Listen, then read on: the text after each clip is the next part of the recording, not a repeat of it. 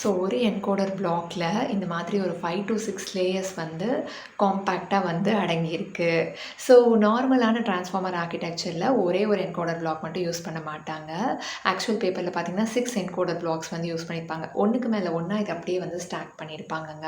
அவ்வளோதான், same procedure. உள்ளே நடக்கிறதெல்லாம் இதே தான். பட் இதுவே அப்படியே ஒரு 5-6 காப்பி மேலே வச்சுக்குவாங்க, அவ்வளோதான்.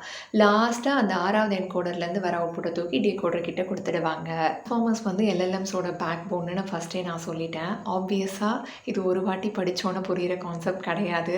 ஃபஸ்ட்டு நியூரல் நெட்வொர்க் ஆரம்பிக்கும் போது அந்த வீடியோவை நீங்கள் எப்படி திருப்பி திருப்பி பார்த்து பேக் ப்ராபகேஷன்லாம் அண்டர்ஸ்டாண்ட் பண்ணியிருப்பீங்க. அந்த மாதிரி தான் டிரான்ஸ்ஃபார்மர் வீடியோவை ஒரு திருப்பி 2-3 டைம்ஸாவது பார்த்துட்டு நோட்ஸ்லாம் எடுத்து வச்சுக்கிட்டீங்க அப்படின்னா இனிமேல் ஃப்யூச்சரில் வரப்போகிற எல்எல்எம்ஸ் எல்லாமே வந்துட்டு உங்களுக்கு ரொம்ப ஈஸியாக வந்து புரிஞ்சிடும். வந்து நம்மளோட பெருமாள் அனாலஜி வந்து மைண்டில் வச்சுட்டு இதை படிக்கணும் அப்படின்றதுக்காக அவரோட இமேஜ் கூட இந்த சூப்பர் பவர்ஸ் எல்லாம் ஆட் பண்ணியிருக்கேன்.